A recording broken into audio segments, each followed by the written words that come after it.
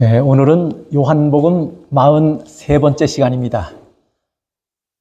누가 진리의 영의 인도를 받을 것인가 라고 하는 제목으로 우리가 세 번째 예수님께서 약속하신 성령의 문제에 대해서 오늘 세 번째 시간을 함께 나눕니다.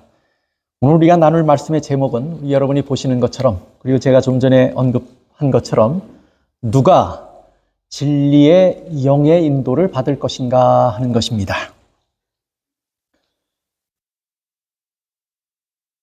오늘 우리가 보실 말씀은 여러분 주보에 기록이 되어 있습니다. 요한복음 14장 17절 그리고 요한복음 20장 22절입니다.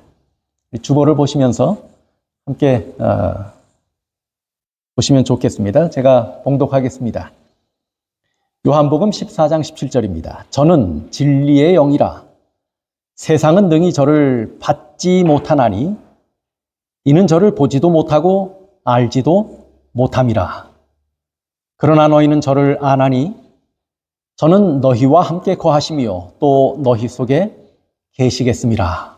우리가 3주째 이 말씀을 보고 있습니다. 또 요한복음 20장 22절입니다. 이 말씀을 하시고 저희를 향하사 숨을 내쉬며 가라사대 성령을 받으라. 여러분 혹시 사진에 취미를 가지고 계신 분이 있습니까? 사진에 취미를 가진 분들은 멋진 일출 사진을 찍기 위해서 이른 새벽 아직 깜깜한데 일어나서 서두릅니다. 모두가 잠든 시간인데도 준비하고 나섭니다. 그들이 멋진 광경에 감탄하고 황홀한 사진을 남깁니다. 그리고 나서 한마디 하죠. 늦잠 자는 사람은 절대로 이런 광경은 보지 못하지. 간혹 추운 겨울에 에드먼턴에서는 오로라를 볼 수 있습니다. 그렇게 자주 나타나는 것은 아니지만 가끔 오로라가 추운 밤하늘, 겨울 밤하늘에, 에드먼턴 밤하늘, 깜깜한 밤하늘에 화려하게 춤을 추며 수놓는 모습들을 보게 됩니다. 그런데 그걸 보려면요, 어떤 분은 아마 우연히 보는 분들도 계실지 몰라요. 그런데 그걸 대체적으로 우리가 보려면 예보를 살펴야 합니다. 오로라 지수가 높은 날이 언제인지 예보를 보면서 어느 날이 좋겠다 하는 것을 살펴야 합니다. 그 다음에 그걸 오로라 지수가 높아서 오늘 봐야 되겠지 하고 결정을 해도 언제까지 기다려야 돼요, 보통? 한밤중, 제가 여기서 보니까 한 2시나 3시쯤 돼야 이 에드먼턴까지 오로라가 이동을 하면서 크게 펼쳐지는 것 같아요. 그럼 그걸 제대로 보려면 오로라 지수가 높은 날을 선택해서 몇 시쯤이요? 2시나 3시쯤, 이 에드먼턴 밤하늘에 환하게 펼쳐질 그 시간을 기다려야 합니다. 한밤중이 되어야 돼요. 그러려면 잠을 안 자든지 잤다가도 어떻게 해요? 일찍 일어나야 돼요. 근데 보통 깜깜한 밤중이기 때문에, 그리고 제가 경험한 바에 의하면 날이 좀 따뜻한 날 그 오로라가 펼쳐지면 참 좋은데 영하 한 20도, 30도 좀 떨어지는 날 펼쳐지는 경우들이 종종 있더라고요. 그러면 새벽 2시에 일어나서 두꺼운 옷을 차려입고 그 다음에 차에 뭐 해야 돼요? 시동을 걸어야 돼요. 따뜻해질 때까지 기다렸다가 차를 몰고 어디까지 가야 합니까 또? 빛이 없는 곳을 찾아다녀야 돼요. 도심에 불빛이 있는 곳에서는 선명하게 볼 수가 없어요. 빛이 없는 곳을 여기저기 찾아다닙니다. 전 여기서 어디로 가면 볼 수 있다 하는 몇 번 가봤기 때문에 그걸 정해놨어요. 나중에 알려드릴게요. 처음엔 여기저기 빛 없는 곳을 찾아다녔어요. 빛 없는 곳을 찾아야 합니다. 수고가 이만저만이 아니에요. 추운데. 그런데 또 가면 빛이 없는 곳을 참 힘들여 찾아갔는데 춥다고 자동차 시동을 켜놓으면 뭐가 있어요 또? 불빛이 있어요. 그럼 뭘 꺼야 돼요? 시동 꺼야 돼요. 영하 30도에 시동을 꺼놓고 차 안에 앉아서 밤 하늘을 쳐다본다고 하는 것은 참 그 광경은 참 찬란한 영광스러운 광경이 펼쳐져도 그것을 바라본다고 하는 것은 결코 쉬운 일이 아닙니다. 보고 나면 그 모든 수고에도 불구하고 내가 오늘 참 잘했구나, 좋은 걸 봤구나 하는 생각이 들어요. 그리고 한마디 하지요. 이 시간에 잠에 취한 사람들은 저거 못 보지.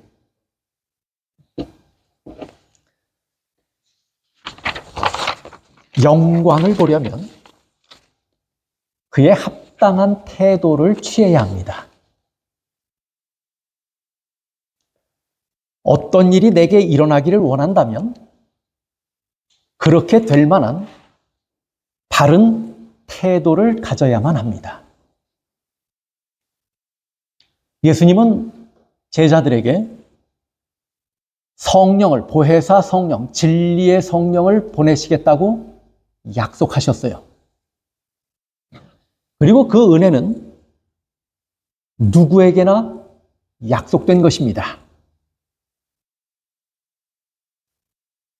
예수님의 약속은 조금도 거짓이 없는 분명한 사실입니다. 그런데 이상한 것은 현실이 그렇지 않다고 하는 거예요.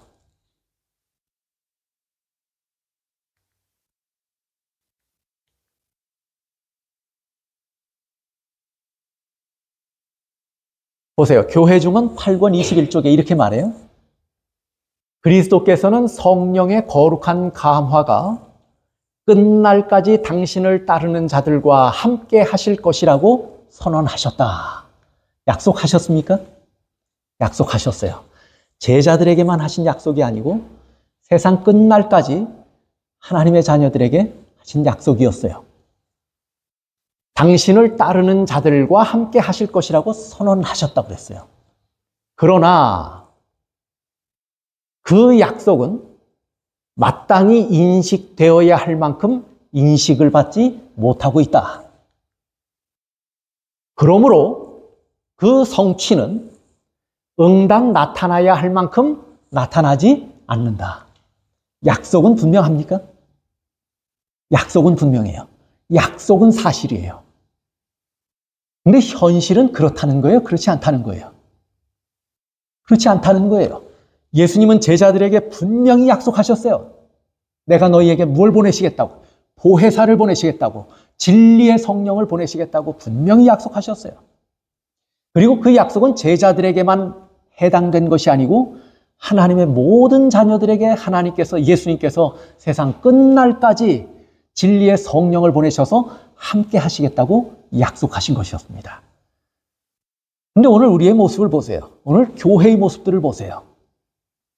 실제로 그 약속이 교회 안에서 또 우리 마음 안에서 풍성하게 현실적으로 일어나고 있습니까? 없습니까? 성취되고 있습니까? 아닙니까? 그렇게 되지 않는 이유가 어디 있다고 말해요. 응당 나타나야 할 만큼 나타나지 않는다고 그랬어요.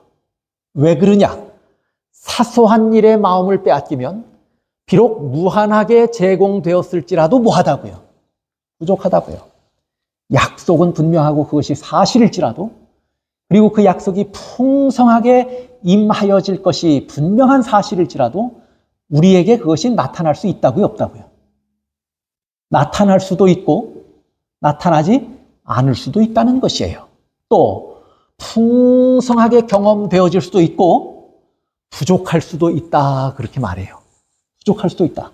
그 이유는 뭐라고 그래요? 왜 그렇다고 그래요? 그 이유는 사소한 일에 우리가 다 뭐 했기 때문이에요.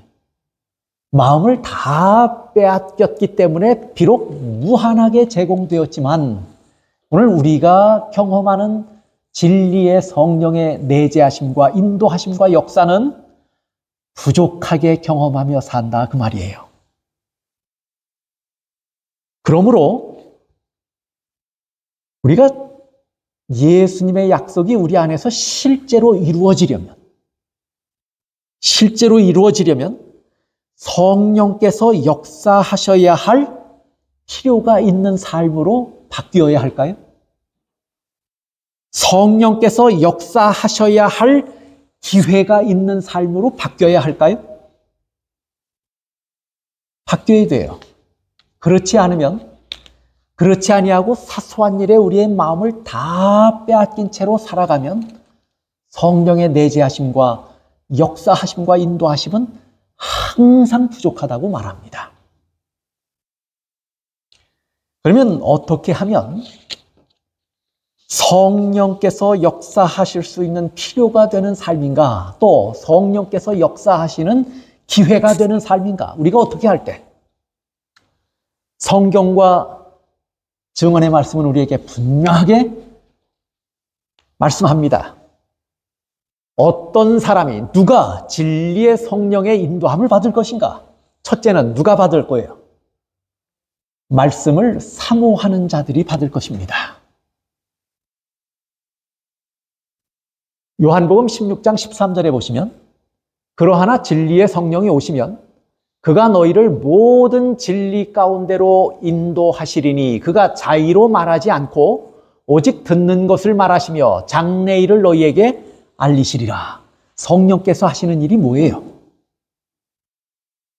진리를 깨우치시고 감추어졌던 것을 밝히 열어서 우리에게 뭐해요?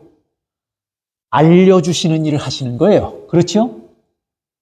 그러면 여러분이 아무것도 안 하고 시장에 가서 장 보는데 갑자기 진리가 이해되고 깨달아집니까? 잊어버렸던 진리가 갑자기 기억이 됩니까? 그냥 장 보러 간 게 아니에요. 장 보러 가서 흥정하다 싸움이 붙었어요. 그런데 성령께서 우리에게 장래일을 알려주실까요? 성령께서 일하실 수 있는 기회가 아니에요. 성령께서 우리에게서 역사하시고 일하실 수 있는 필요가 있는 환경, 삶이 아니에요. 언제 성령께서 일하실 수 있는가? 언제 성령께서 우리를 인도하실 수 있는가? 우리가 뭐 할 때? 하나님의 말씀을 사랑하고 하나님의 말씀을 연구할 때 일하실 수 있다고 하는 것이에요. 증언복음 2권 141쪽에 이렇게 말합니다. 영생의 말씀에 유의하는 자는 복이 있다. 그는 진리의 영으로 지도를 받아 모든 진리 가운데로 인도함을 받을 것이다. 그는 세상 사람들에게는 사랑과 영광과 찬양을 받지 못할지라도 하나님 눈에는 귀중한 사람이 될 것이다. 누가요? 어떤 사람이 그럴 것이라는 거예요? 말씀에 유의하는 자가 그렇다는 것이에요.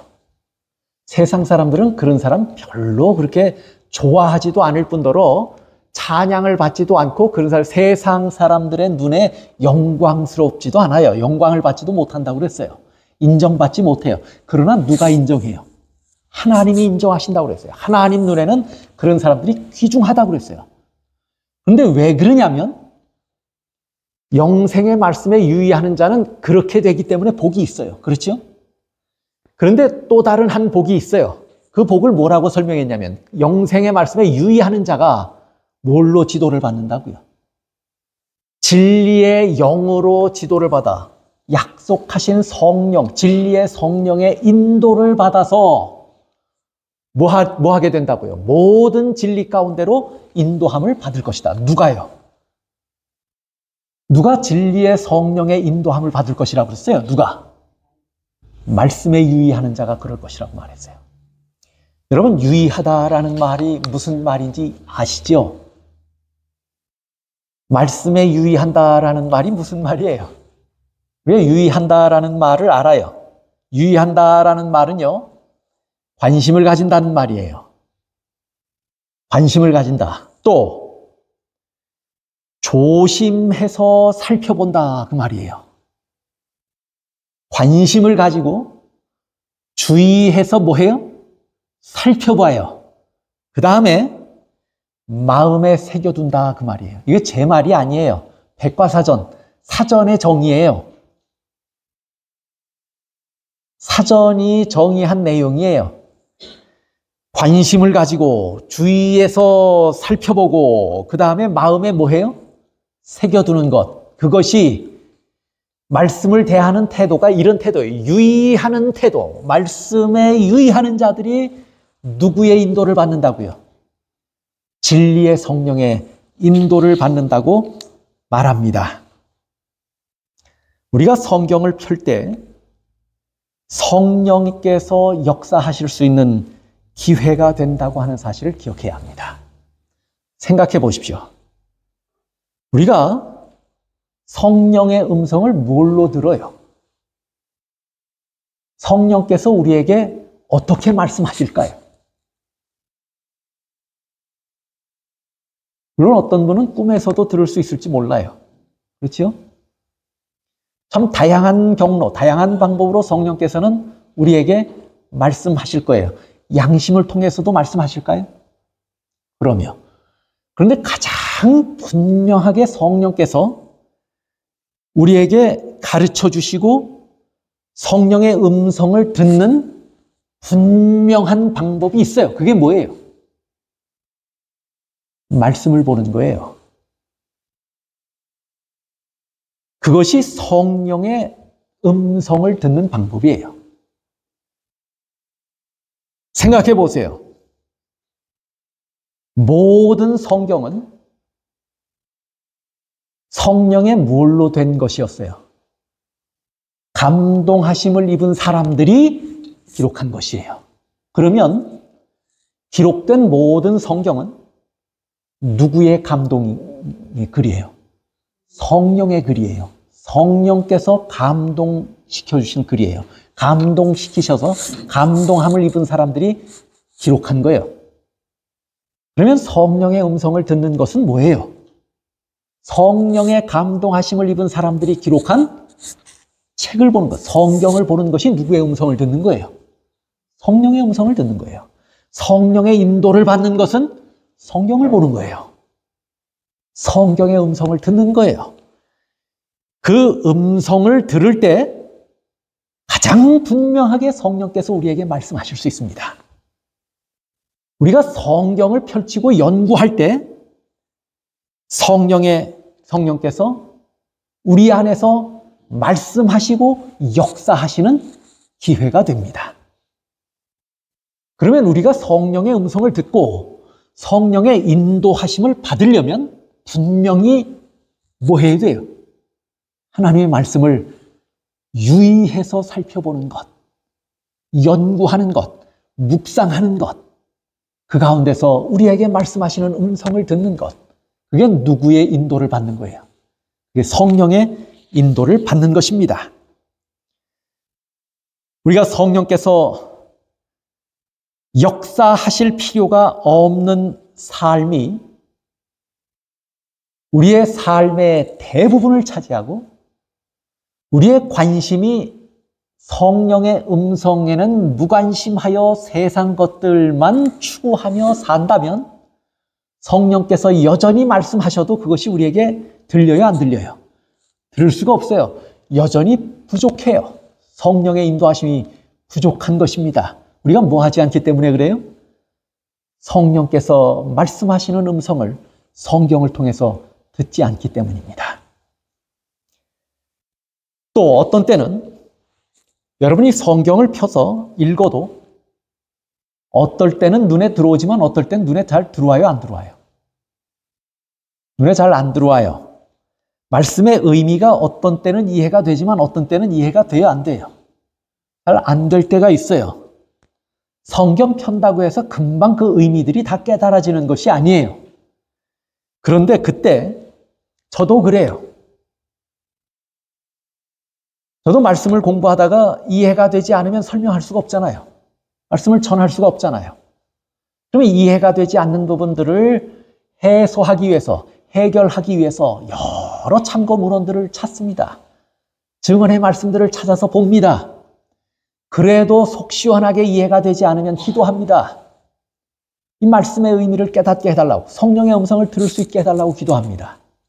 그렇게 하면서 말씀을 준비하고 나눠요. 그런데 이상한 것은 그렇게 하고 나면 잘 이해가 안 되고 희미하게 이해되었던 것들도 어떤 경험을 하게 되냐면 아 하고 무릎을 치는 경우들이 있어요.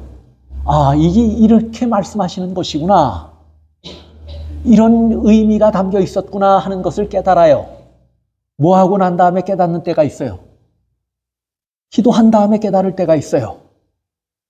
성령의 음성을 듣게 해달라고 기도합니다. 여러분이 말씀을 보십시오. 말씀 가운데 우리에게 역사하시는, 우리를 인도하시는 성령의 음성을 들을 수 있습니다. 말씀을 보면서도 어떤 때 그 음성이 잘 들리지 않거든 성령께서 이 말씀을 통해서 내게 그 의미를 깨우쳐 주시고 바르게 인도해 달라고 기도하시면서 성경을 보시기 바랍니다. 그러면 그 말씀의 의미들이 이해되어지는 것을 경험할 수 있을 것이에요. 에베소서 6장 17절에 보면 이렇게 말해요.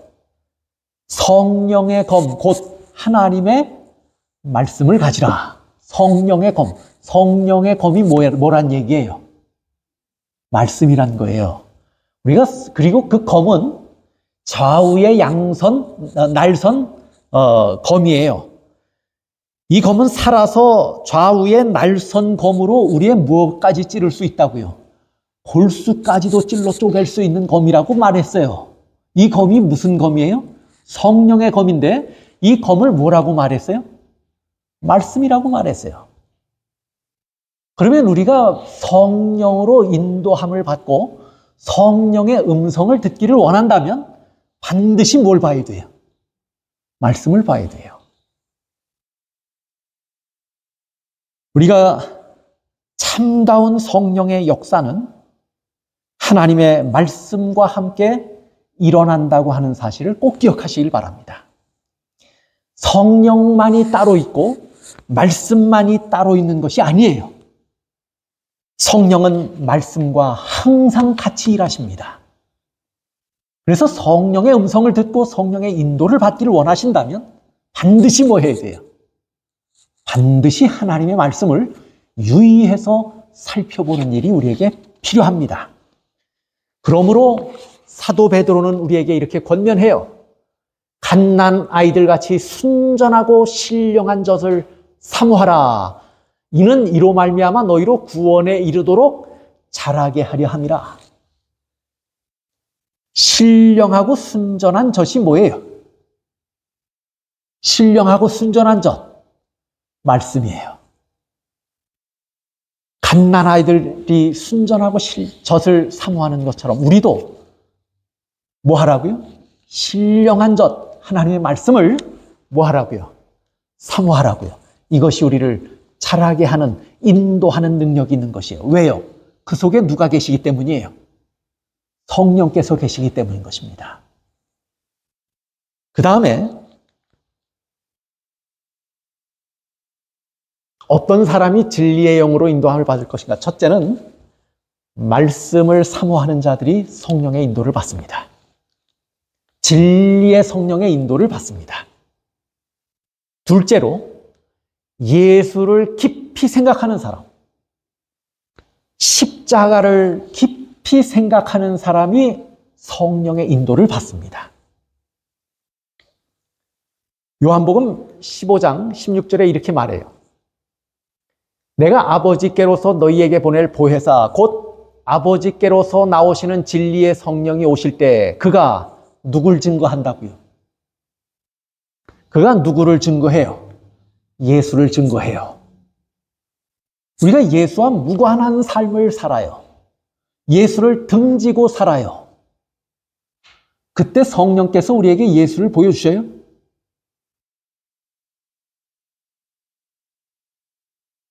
우리가 그것에 무관심해요. 부주의해요. 세상 일에 몰두했어요. 성령께서 우리에게 예수를 보여주셔요? 우리가 뭐 할 때 성령께서 예수님을 우리에게 보여주실까요? 제대로. 예수를 깊이 생각하고 묵상할 때 보여주시는 거예요. 특별히 그 생애의 마지막 장면들, 십자가를 생각할 때 성령께서 우리에게 누굴 보여주시냐면 예수를 보여주시는 것이에요. 진리의 성령은, 성령의 사역은 진리를 믿게 하시면서 예수를 보여주시는 것이에요. 우리에게 예수에 대해서 깊이 생각하고 연구하고 묵상할 때 성령께서 우리에게 예수를 더 분명하게 보여주신다고 말하는 것이에요. 교회 증언에 이렇게 말합니다. 교회 증언 4권 375쪽이에요. 그리스도의 십자가를 더 많이 생각하고 그들의 마음은 무한한 희생을 하게 했던 구주에 비할 데 없는 사랑으로 심령이 부드러워지고 진정되기를 바란다. 그들의 심령은 인류를 위해 고통당하는 예수님의 무한한 관용과 긍휼, 그리스도의 십자가의 간구에 의해 감동받을 것이다. 이 감동을 누가 시켜주시는 거예요? 우리 마음속에 오셔서 감동, 감화시키시는 분이 누구예요? 성령이에요. 이 중요한 주제들은 우리의 믿음의 교리적인 요점과 관련되어 백성들 가운데 더 좋은 영향을 미칠 것이다. 뭐 할 때 그렇다는 거예요? 뭐 할 때 성령께서 우리 속에 오셔서 감동시켜 주신다는 거예요? 뭐 할 때? 그리스도의 십자가를 더 많이 생각할 때 그렇게 하신다고 말하는 거예요. 그래서 히브리서 3장 1절에도 히브리서 기자는 뭐라고 말하냐면 우리의 믿는 도리의 사도시며 대제사장이신 예수를 뭐 하라고요? 깊이 생각하라고 말해요. 교회 증언 4권 증언보감 1권 515쪽에 이렇게 말합니다. 매일 구유에서 갈바리까지의 그리스도의 생애를 살펴보는 명상의 시간을 가지는 것은 좋은 일이다. 각 장면을 한 가지씩 택하되 특히 그분의 지상생애의 마지막 장면들을 생생하게 그려볼 것이다. 우리에게 뭘 요구합니까? 누구에 대해서 생각하라고요? 예수님의 구유에서부터 갈바리까지의 예수님의 생애를 뭐 하라고요? 깊이 생각하라고요. 특별히 뭘 생각하라고요? 명상의 시간을 가지는 것이 좋다. 그런데 특별히 각 장면 한 가지씩을 택하되 특별히 그분의 지상생애의 마지막 장면들을 생생하게 그려보라고요. 깊이 묵상해보라고 말해요. 이 말씀은 글자 수는 똑같진 않지만 같은 내용이 시대의 소망 83쪽에도 똑같이 나와요. 그런데 왜 그렇게 하라고 말하냐면 보세요. 이와 같이 그분의 가르침과 고난, 인류의 구속을 위해 치르신 무한한 희생을 숙고함으로 우리는 믿음을 강화시키고 우리의 사랑을 일깨우고 우리 구주를 지탱해 준 정신에 깊이 심취될 수 있다. 우리가 최종적으로 구원을 얻으려면 십자가 아래서 회개와 믿음의 교훈을 배워야 한다. 저 교훈, 저 가르침을 누가 주신다고 말했어요? 예수님이. 누굴 보내실 텐데? 진리의 성령을 보내실 텐데 진리의 성령이 누굴 보여주신다고요? 나를 보여주신다고요. 오늘 우리가 예수님의 생애를 묵상하고 구유에서부터 칼바리까지의 예수님의 모든 생애들을 명상하고 묵상하고 예수님의 생애의 각 장면들을 따로따로 떼어서 한 가지씩 묵상하되 특별히 예수님께서 지신 십자가의 길, 그 마지막 장면들을 따로 떼어서 깊이 묵상한다면 누가 역사하신다는 거예요? 성령께서 역사하셔서 예수님에 대하여 보다 분명하게 우리에게 보여주시고 가르쳐 주신다고요. 그렇게 할 때 우리는 보세요. 예수님에 대한 이야기를 여러분이 수없이 듣습니까? 안 듣습니까? 들어요. 그때마다 여러분의 마음에 감동이 돼요? 안 돼요? 그때마다 회개가 일어나요? 안 일어나요? 참 다행스럽네요. 그런데 그렇지 않은 사람들이 있어요? 없어요? 세상에 많은 사람들이 예수의 이야기를 세상에 성인된 사람쯤의 하나로 예수님의 이야기를 많이 듣습니까? 안 듣습니까? 어떤 사람들은 그렇게 듣고 연구한 사람들이 우리보다 더 많이 아는 사람들도 있어요. 얘기해 보면. 근데 그 사람들에게서는 뭐가 없어요? 회개와 믿음의 교훈이 그 사람들에게 있어요? 없어요? 없어요. 누가 역사하지 않는 거예요? 성령께서 역사하시지 않는 거예요. 왜요? 그 사람들은 호기심을 채우기 위해서 그냥 예수가 누군가를 알기 위해서 본 것뿐이에요. 그분의 구유에서부터 갈바리까지의 그분의 생애의 각각 장면들을 조목조목, 그리고 그 십자가의 의미가 무엇인지 마지막 장면들을 깊이 묵상할 때 성령께서 역사하신다면, 그렇게 해서 성령이 역사하신다면 우리에게 최종적으로 뭐가 이르러 와요? 회개와 믿음이 이르러 오고, 그것의 결과로 십자가 아래서 우리가 뭘 얻게 된다고요? 구원을 얻게 된다고 말해요. 어떤 사람이 성령의 인도를 받습니까? 첫째는 하나님의 말씀을 사모하고 유의하는 자가 성령의 인도를 받아요. 둘째로 예수님을 깊이 생각하되, 특별히 십자가의 사랑을 깊이 생각하는 사람들이 누구의 인도를 받는다고요? 성령의 인도를 받는다고 가르쳐요. 리뷰 앤 헤럴드 1878년 11월 28일자에 이렇게 기록합니다. 그리스도께 관심을 집중해야. 그 안에 흰 글씨에 여러 가지 내용들이 있어요. 그건 여러분들이 한번 읽어보세요. 저 첫 글자와 마지막 글자만 노란색으로 인쇄를 했어요. 타입을 했어요. 보세요. 그리스도께 관심을 집중해야 누구로 가득할 거라고요? 그분의 영으로 가득 찰 것이다. 뭐 할 때 성령께서, 진리의 성령께서 오셔서 우리를 인도하신다고요? 뭐 할 때? 그리스도께 우리가 뭐 할 때요? 관심을 집중할 때 진리의 성령이 우리 속에 오셔서 우리를 깨우치시고 인도하실 수 있다고 가르치는 거예요. 오늘 우리에게 분명하게 교훈합니다. 진리의 성령의 인도를 받는 사람이 어떤 사람인가? 누가 진리의 성령의 인도를 받을 것인가?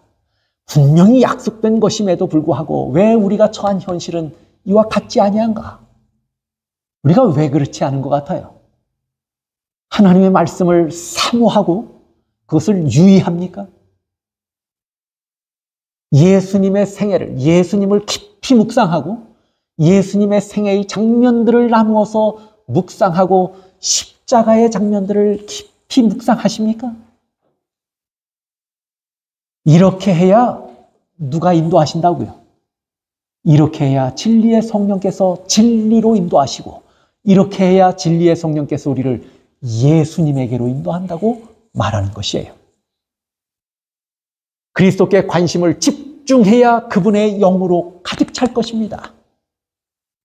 그 다음에 어떤 사람이 진리의 영으로 인도함을 받을 것인가? 첫째는 말씀을 사모하는 자예요. 그렇죠? 둘째는 십자가를 더 많이 생각하는 사람들이에요. 그 다음에 셋째로 순종하는 자들을 진리의 성령이 뭐해요? 인도하십니다. 순종하는 자들. 요한복음 14장 21절에 이렇게 말해요. 나의 계명을 가지고 지키는 자라야 나를 뭐 하는 자라고요? 나를 사랑하는 자다. 나를 사랑하는 자는 내 아버지께 사랑을 받을 것이요, 나도 그를 사랑하여 그에게 나를 뭐 하리라? 나타내리라. 진리의 성령이 오셔서 하시는 사역이 뭐예요? 진리의 성령이 오셔서 하시는 사역이 뭐예요? 세 가지 사역을 한다고 우리가 배웠어요. 지난 시간에. 진리의 성령이 오셔서 하시는 일은 우리를 진리 가운데로 인도하신다고 그랬어요. 둘째는 예수님을 보게 한다고 그랬어요. 셋째는 세상을 책망하신다고 그랬어요. 그랬죠? 그런데 두 번째 진리의 성령이 하시는 일은 예수를 뭐 하시는 일이에요? 보여주시는 일을 해요. 그런데 언제 예수가 나타나는가? 나도 그를 사랑하여 그에게 나를 나타내리라 그랬어요. 예수님은 제자들에게는 지금 육신의 옷을 입고 있을 때는 나타나셨지만 승천하신 후에는 나타날 수 있어요, 없어요? 없어요. 예수님은 지금 우리 앞에 나타날 수 있어요, 없어요? 나타나셔요, 안 나타나셔요? 과거에 갈릴리를 거닐던 예수님이 그 모습으로 우리 앞에 서십니까? 그렇지 않아요. 그러나 예수님은 예수님을 사랑하는 자에게 우리가 사는 지금 이 시대에도 누굴 나타내 보이실 수 있다고 그랬어요. 나를 나타내 보여주겠다고 말했어요. 어떻게 보이실까요? 예수님을. 누굴 통해서 보여주시는 거예요? 성령을 통해서 보여주시는 거예요. 그러면 그렇게 해서 나타나셔서 그게 성령의 인도함을 받는 거예요. 그렇죠? 근데 그렇게 하는 건 누구에게 그렇게 한다고요? 내 계명을 지키는 자가 나를 사랑하고 나를 사랑하는 자는 내가 아버지께 사랑을 받을 것이요. 내 아버지께 사랑을 받을 것이에요. 그렇게 사랑을 받는 자에게 성령을 통해서 누굴 나타내셔요? 나를 나타내신다고 그랬어요. 그러면 성령의 인도함을 받는 자들은 뭐 하는 자들이에요? 하나님의 계명을 지키고 계명을 가지고 지키고 사랑하는 자가 성령의 인도를 받는 것이에요. 성령의 인도를 받아서 누굴 볼 수 있게 돼요? 그런 자들이 예수님을 볼 수 있게 돼요.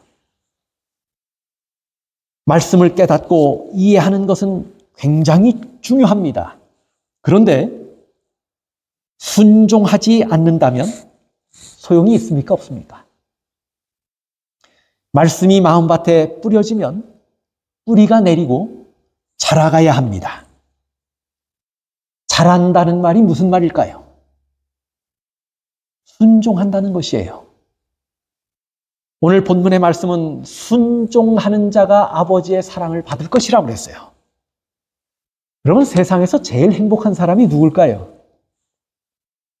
세상에서 제일 행복한 제자는 스승으로부터 사랑을 받는 제자예요. 그렇지 않습니까? 세상에서 제일 행복한 자녀는 부모로부터 사랑을 받는 자녀예요. 이 세상에서 가장 행복한 남녀는 남편이나 아내 또는 서로의 연인에게 뭐 받는 자예요? 사랑받는 자가 가장 행복한 남녀예요. 그렇지 않아요? 이 세상에서 가장 행복한 사람, 그러면 이것저것 다 떠나서 이 세상에서 가장 행복한 사람이 누굴까요? 스승과 자녀와 부부와 애인, 연인과 모든 걸 다 떠나서 이 세상에서 모든 사람들, 이 세상에서 가장 행복한 사람이 누굴까요? 하나님의 사랑을 받는 자예요. 그렇지 않습니까?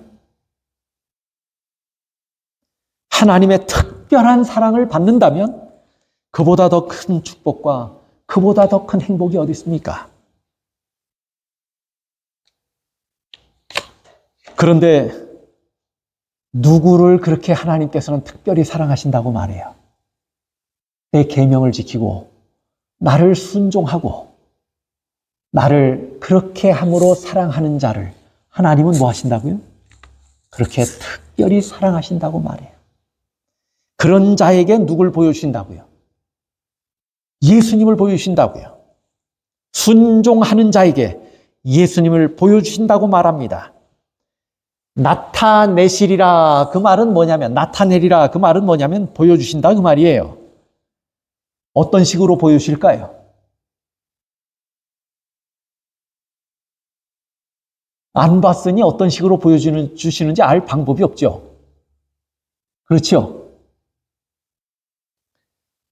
여러분이 어떤 식으로 보여주시는지는 저나 여러분이나 예수님을 한번 만나봐야 합니다. 보는 사람만이 알 거예요. 감당할 수 없는 기쁨과 희망이 있지 않겠습니까? 지금 우리의 형제들, 옆에 앉아있는 우리의 형제들이 달라 보일 것이고 세상이 달라 보이지 않을까요?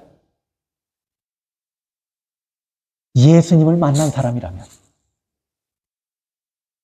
여러분 한번 만나면 어떻게 되는지 우리가 경험을 안 해봐서 잘 모를 수 있어요. 만나봐야 돼요. 만나면 이렇게 달라지지 않을까요?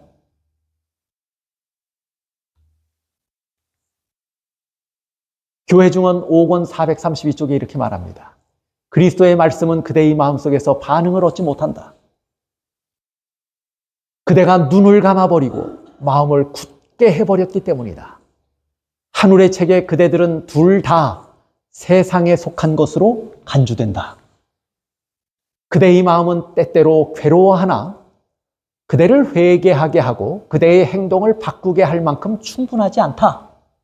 듣기는 듣고 깨닫기는 깨달아도 그것보다 더 애착을 가진 것이 있어요. 그것보다 더 관심 있는 것들이 있어요. 그러다 보니까 그 말씀을 듣고 깨닫는 것이 오히려 뭐해요?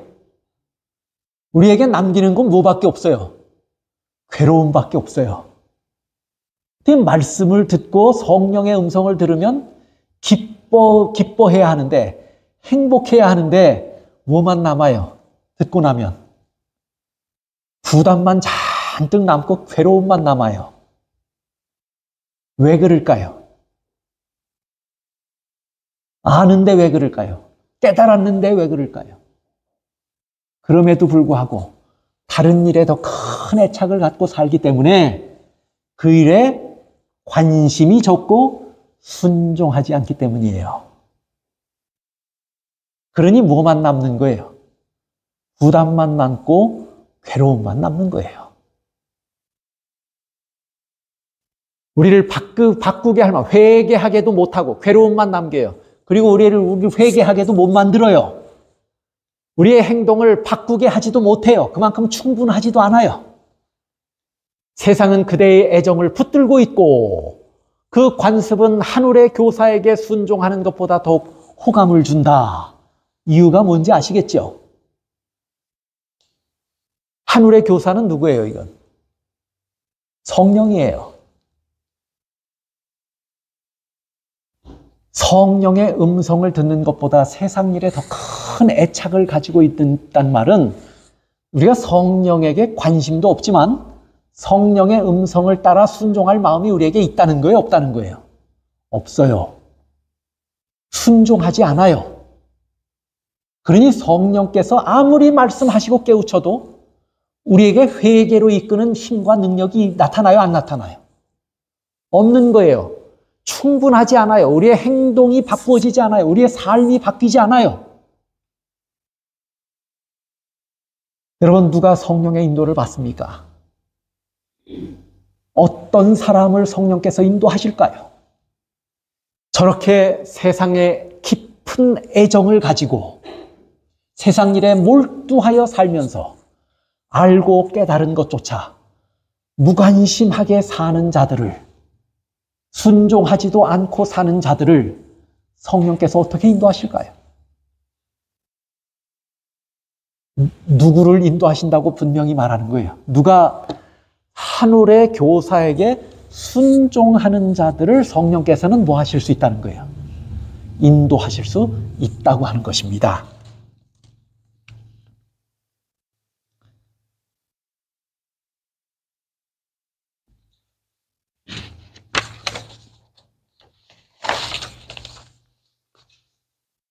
요한복음 14장 15절 16절이에요.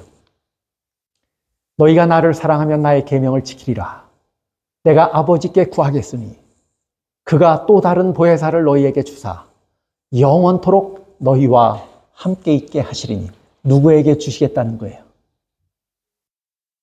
누구에게 주시겠다는 거예요? 너희가 나를 사랑하면 뭐 하라고요? 내 계명을 지킬 것이다. 내가 아버지께 구하겠으니. 그렇게 하는 자, 순종하는 자에게 누굴 보내시겠다는 약속이에요? 보혜사. 그 보혜사는 누구예요? 진리의 성령이에요. 그래서 뭐라고 성경은 우리에게 권면하는 것이냐면 뭐 하라고요? 성령의 음성을 들을 때 하늘의 교사로부터 우리에게 가르침이 있고 깨우침이 있을 때마다 뭐 하라고요? 순종하라고요. 그렇게 하는 자를 성령께서는 뭐 하신다고요? 인도하신다고 말해요. 그렇게 하는 자들을. 각시대의 대쟁투 601쪽입니다. 그리스도를 따르는 모든 사람들은 주여 내가 무엇을 하기를 원하십니까? 라고 간절한 마음으로 물어야 한다. 우리는 금식과 기도로서 주님 앞에 우리 자신을 겸비하게 하고 하나님의 말씀, 하나님의 사물에 대하여 깊고 산 경험을 얻기 위하여 노력해야 한다. 우리는 한순간도 허비하지 말아야 한다. 참으로 중대한 사건들이 우리 주위에서 일어나고 있다. 우리는 사탄의 요술에 걸려 있는 땅에 처해 있다. 그래서 증언의 말씀은 우리에게 저렇게 권면하는 거예요. 하나님의 말씀을 듣고 깨달으면 뭐 해야 돼요? 순종해야 돼요. 그런 자들을 누가 인도해요? 진리의 성령이 인도해요. 그렇기 때문에 늘 우리는 뭐 하라고요? 늘 그리스도를 따르는 모든 사람들은 주여 내가 무엇을 하기를 원하십니까? 라고 간절한 마음으로 묻고 살아야 한다고요. 순종할 마음을 가지고 무엇을 순종할지를, 어떻게 순종할지를 뭐 해야 돼요? 물어야 돼요. 그러면 진리의 영이 우리를 뭐 하실 거예요? 인도하실 거예요.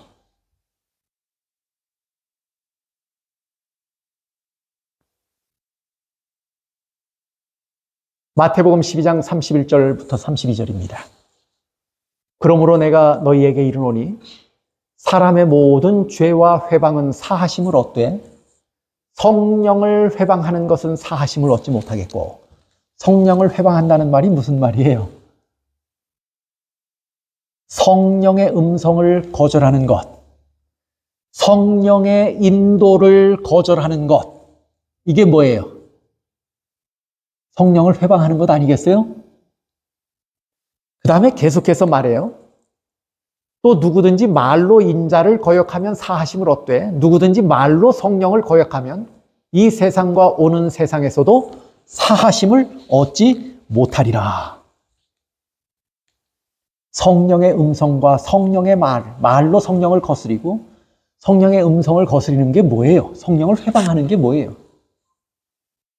영적인, 성령께서 우리에게 하시는 영적인 호소들을 거절하고 진리를 거절하고 순종을 거절하는 것을 의미해요. 성령의 가르침에, 성령의 호소에 반응하지 않으면 성령을 뭐 하는 거예요? 해방하는 거예요. 성령의 음성에 반응하지 않으면, 성령의 호소에 반응하지 않으면, 성령의 가르침에 반응하지 않으면 성령을 해방하는 거예요. 그런 사람은 성령께서 인도하실 수 있다는 거예요? 없다는 거예요? 성령께서 인도하실 수 없어서 사하심을 받을 기회가 그들에게 없다고 말하는 것이에요.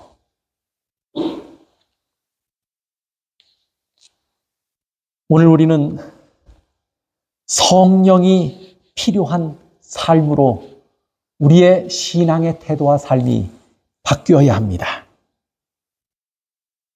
성령은 우리 속에 들어오시면 얌전히 계시는 분이 아니에요.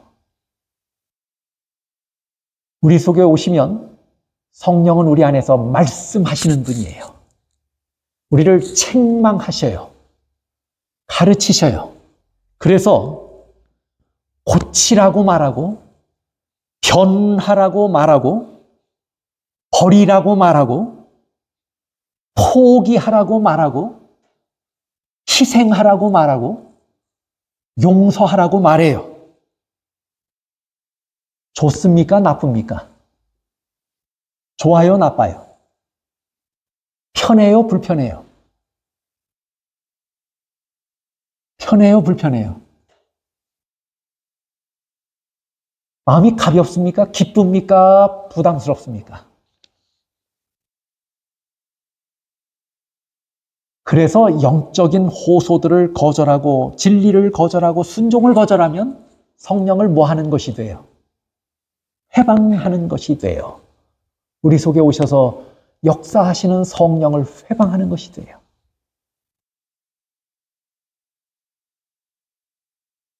그래서 권면은 진리의 말씀들, 증언의 말씀들은 우리에게 거듭거듭 권면해요. 성령이 필요한 삶으로 속히 돌아오라고요. 성령께서 도우실 수 있는 삶으로 속히 돌아오라고 호소하고 있는 것입니다. 그래야 성령께서 우리 속에 내재하시고 우리를 인도하실 수 있는 것입니다. 오늘 저는 말씀을 줄이면서 우리가 지난 3시간에 걸쳐서 요한복음에 기록된 그것에 제한을 두고 우리가 공부를 한 거예요. 성령에 대해서 다 공부한 것이 아닙니다. 요한이 기록한 예수님께서 말씀하신 것 중에 요한이 기록한 성령에 대한 문제들을 우리가 살펴봤습니다. 지난 3시간에 걸쳐서 우리가 이 문제들을 살펴봤습니다. 진리의 성령은 분명한 예수님의 약속입니다. 그런데 오늘 우리가 그 약속이 우리 안에서 실현되지 않는 이유가 어디 있을까요? 그 이유는 우리가 성경을 유의하여 보지 않기 때문입니다. 예수님의 생애를 묵상하지 않기 때문입니다. 희미하게라도 들리고 또 성경이 우리에게 분명하게 제시하는 성령의 음성은 여러분이 희미하게 들을지 몰라요. 그러나 성경은 우리에게 분명하게 기록하고 말씀했어요. 그 말씀에 순종할 마음이 없으면 성령께서 우리를 인도하시지 못하는 거예요. 성경의 말씀에, 성령의 음성에 순종해야 성령께서 인도하십니다. 말씀을 사모하며 사십시다. 예수님의 생애를 깊이 묵상하며 사십시다. 우리가 비록 작은 것을 깨달을지라도 사람마다 그 규모는 다 달라요. 어떤 분은 크게, 어떤 분은 작은 부분들을 깨달았을지라도 저나 여러분이나 깨달은 분량만큼 실천하고 순종하며 사십시다. 그렇게 할 때 성령께서 우리를 진리로 인도하시고 영생으로 인도하실 것입니다. 말씀을 마치겠습니다.